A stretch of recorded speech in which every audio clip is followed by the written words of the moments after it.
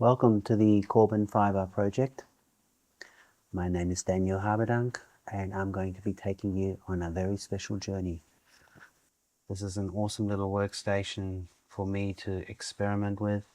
Last year I did a coding exercise with a friend of mine, Will, and we built a portal for the people of Manuera High, which is currently being received very well and hopefully rolling out to a lot more other places. But the reason for me doing this content is to share a journey with you, even though journey seems to be a buzzword these days, so feel free to change that word. Let's change it to pathway, shall we? I've been a songwriter for many years. I started writing when I was young, teenager. Then I wrote for my kids as they were growing up, and then I wrote about what I saw and what I felt. So my songs are kind of introspective, more so. And I've never really had a vehicle to express them to the fullest extent. I'd never had the time or the resources or the money to solely devote all my time and energy into a music project, especially ones where I want to call the shots. I am the writer and I want them performed in a certain way. Finding players and a band that's around you that are happy to go along with that is difficult at the best of times, especially when it's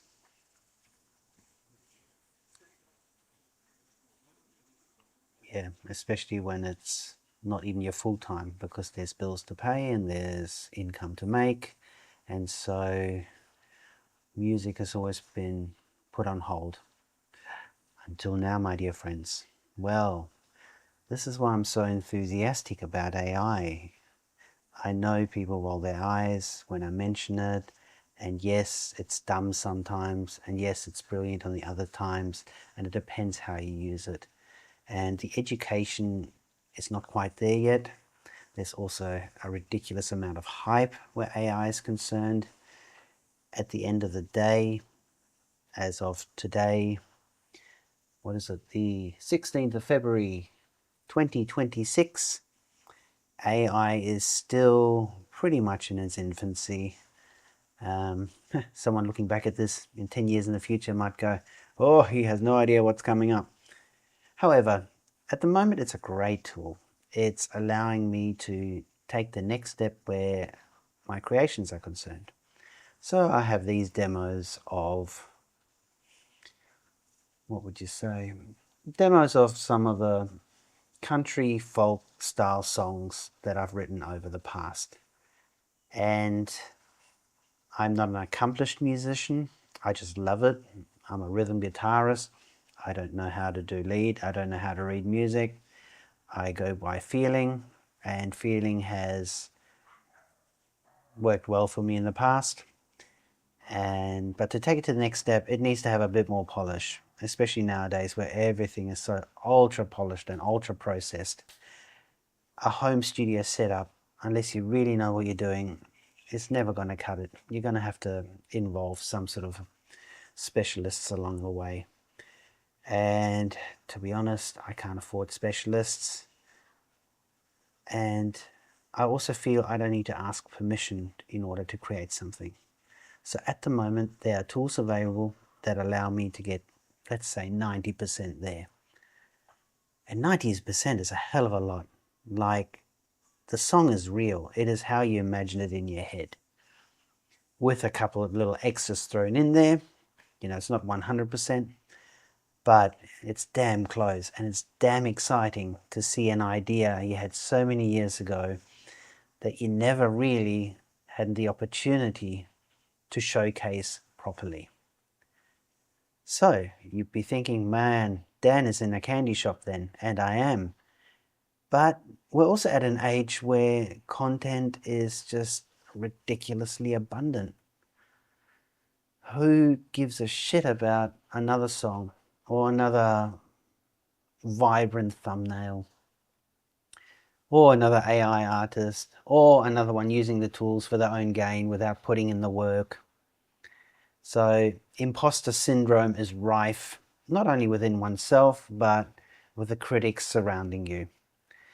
So purists believe that you should be sweating it out, learn every instrument, train your voice, become the artist you want to be. But that's not fair, because what if I want to write a rap song? I'm not a rapper.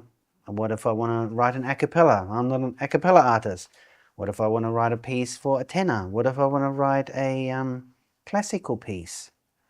I've done all those, but I can't read music. I haven't had any formal training. No one's going to take me seriously, but I have a beautiful melody in my head. I know what instrument needs to play when, and that's really my only guide. And that's what I follow. So, and it's worked out pretty well. I think some of the songs, I amazed myself when just the way it worked.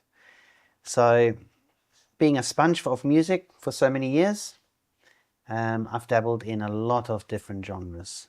So from rock to pop to country, to what's the latest one?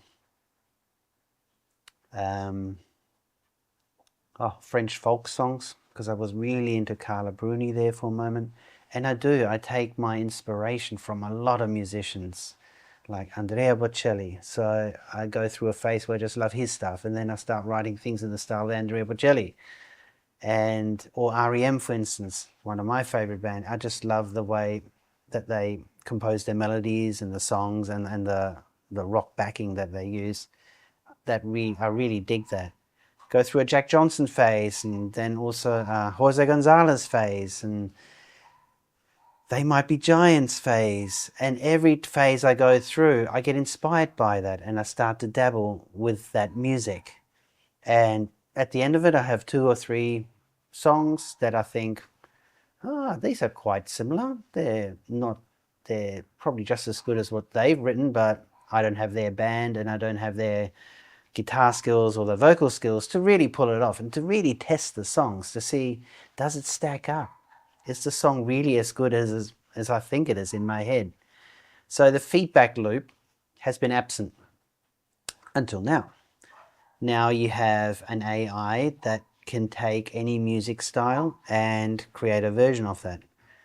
You're probably hearing my dog Poppy. She's barking at cats and people walking up and down the street. That's why you're hearing the bark in the back. Getting back to what I was saying, now AI is there and I can put in my demo song, turn down the, within the advanced settings, turn down the influence it has on the song. So it actually copies it chord by chord and melody by melody. It basically replaces the backing and the vocals, but the lyrics and the melody and the groove or rhythm sections, or even the instrumental sections, remain faithful to the demo. So does that mean it's better than someone just typing in, make me a cool rock song in the style of whatever?